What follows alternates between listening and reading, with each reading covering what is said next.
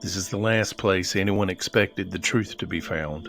A quiet apartment pool deck, an unlocked car, keys still in the ignition, and a single inexplicable clue on the ground behind the car bumper. Tonight, we're going back to Gastonia, North Carolina, the year 1975, to the disappearance of Steve Lewis Arrowood Jr., known as Lewis to his family, an 18-year-old who told his friends he was being followed, and then vanished. If you've never heard of this case, you're not alone, but once you hear the details, you won't forget them. So stay with me, because the final minutes before Lewis disappeared include a car that wouldn't stop telling him, and a letter that showed up 3 days too late, supposedly. Lewis Arrowood was the kind of kid families build futures around. 18, blue-eyed, blonde hair, had a small reddish birthmark on his chin. He had the kind of quiet presence that makes people feel safe. He lived with his parents on Chestnut Street in Gastonia, just west of Charlotte, North Carolina. Now, reports differ on his age. Most say 18. One or two here or there list him as being 19. But either way, still a teenager. Now, the spring of 1975, that seemed to be a hinge in Lewis's life. Earlier that March, he just left home abruptly, left a note, withdrew about $815 from his savings, and in today's value, that'd be roughly $4,800. Well, he withdrew that money from his savings and he took off. Days later, a letter arrived. He said he was okay. He'd found a job. He'd gone to Dallas, Texas, to see a 30-year-old married woman that he'd been involved with. Then it gets dangerous. The woman's husband, who happened to be a long-haul truck driver, he found out about the affair, and according to accounts, he threatened to kill Lewis. The wife reportedly calmed him down and agreed to travel to New Orleans with her husband if he promised not to hurt Lewis. So Lewis, he returned to Gastonia on March 31st. The woman later denied ever seeing Lewis again after his visit to Texas. Did Lewis come home because he feared he was being followed? And by who? We'll circle back on that one. Now, on April 3rd, 1975, Lewis has dinner with his sister at the Fern Forest Apartments in Gastonia. After dinner, he heads out with a friend, and not long after, Lewis tells that friend that a car is following them. He believes it's the husband's car. Well, the friend, he can't ID the driver, but does confirm the car is in fact following them. Lewis drops his friend off at East 3rd Street around 10:30 p.m. That's the last confirmed sighting of Lewis alive.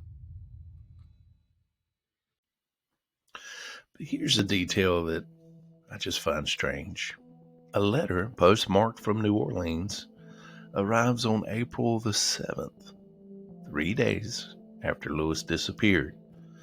Police open it, hoping for answers, but they say it contained nothing helpful. Well, who was the letter from? What did the letter say?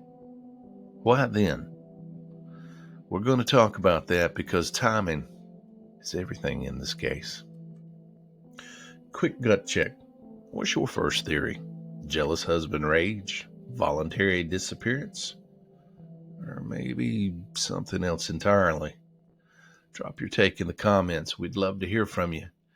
And if you're from Gastonia and remember the Fern Forest Apartments in the 70s, your comments could matter. Now, the timeline points to a volatile triangle. Lewis, a married woman, and a jealous husband who had just threatened him days earlier. Now, Lewis believed he was being followed. A car had tailed him the night before he vanished. Those are strong narrative beats. 2 weeks later, police locate and question the husband. He refused a polygraph test and was released.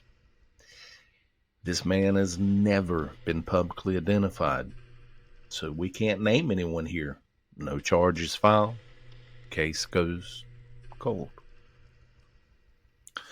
But if it was that simple, rage, confrontation, homicide, where is Lewis?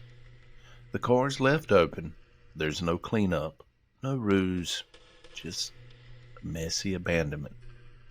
Did a confrontation happen maybe somewhere else? Was the car staged at Fern Forest? Or did something happen within steps of that open door? But before we answer, one crucial clue. Remember back at the beginning we talked about something being found behind the car by the bumper? Well, that was a pair of underwear. Whose were they? Why there? Was that evidence of a struggle somehow? Maybe a staged humiliation? Or just something completely mundane and misleading, considering it was by a swimming pool? We have a precedent. We know in March Lewis left home abruptly, that he withdrew $815, that he traveled across state lines. So we know he's capable of vanishing on purpose. But he also left behind an uncashed $500 tax refund check. Now that suggests he was planning on coming back home at some point. Or perhaps he just didn't care about it. But this time, something seems different. His keys remain in the ignition. He abandoned his car. And he never contacts family again. People who intend to flee usually don't leave their car running or the front car door open. And why vanish within hours of saying he was being followed? Voluntary disappearance doesn't fit this scenario. And what about that $500? If you were going to indeed disappear, wouldn't you want every dime that you could get your hands on? And still, what about that New Orleans letter? Could Lewis have been planning to meet someone again? If it contained nothing helpful, was it a signal meant only for him? Or a decoy just meant for the police to find? So picture this. It's the pool parking lot at night. Slick concrete. The hum of overhead lights. The gentle hollow slap of water against tile. Lewis pulls in. Maybe he relaxes just a bit. He's back where he's eating dinner with his sister. The door swings open. Then a second car noses right in behind. A confrontation begins. Fast but quiet. The keys stay in the ignition because there's no time to do anything else. The underwear may be ripped out of a gym bag, thrown, possibly, or planted as a final insult to confuse investigators. But an ambush here, well, that risks witnesses, apartment residents, someone taking out the trash, a smoker stepping outside. So why pick this spot? Unless the goal was indeed speed. Finish it in seconds. Move him to a second location and leave the car to be found. All part of misdirection. But if we flip the script, the car, well, that's not the crime scene. It's the message. Lewis may have been persuaded, coerced, or forced into a different vehicle before returning to Fern Forest. Staging his Toyota by the pool with the car door open and the keys in, well, that creates urgency without any answers. It also buys time if someone has to drive a distance to dispose of evidence. This is where someone with trucking roots or any job offering interstate mobility shifts from coincidence to opportunity. And then again, there's that letter, postmarked New Orleans on April 7th. If the husband and wife really traveled that way after March 30th, who mailed the letter? Why did it say nothing useful? Did the writer intend for it to arrive after Lewis was already gone? Lewis's father passed away in 2008, his mother in 2012. Their obituaries list Lewis as having preceded them. 4 sisters remain, so this isn't just a riddle. It's an empty chair at holidays. A name that stops conversations mid-sentence. And this is why we tell his story, because people deserve answers, and families deserve peace. What if the most obvious suspect isn't the one behind the wheel at all? What if the jealous husband narrative only masks someone else's obsession? A friend, a stranger, a passerby who saw a vulnerable moment, a young man alone, late at a semi-public pool deck. Or what if Lewis was lured into a parlay? Let's talk this out. And he never returned. That's surprising, but wait until you sit with this. The last minutes of Lewis's life, well, if they happened in that car, they were likely quiet. No gunshots, neighbors reported. No giant chase. Just some form of approach. A word, maybe a shove, a door left open, and then absence.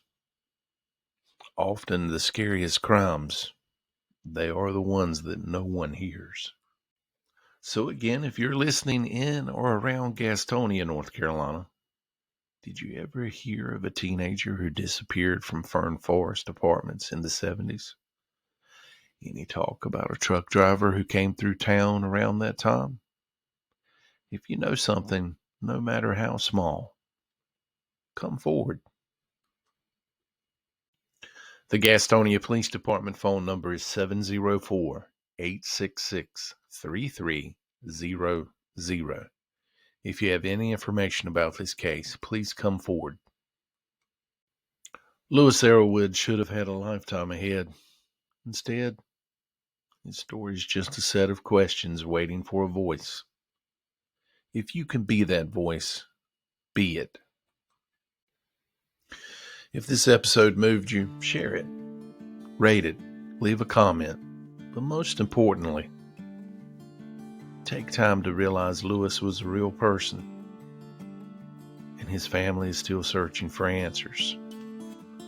So again, if you know anything at all, please contact the proper authorities. Until next time, this is Tim Eubanks with the BucklesBerry Lemonade Podcast. Have a good one.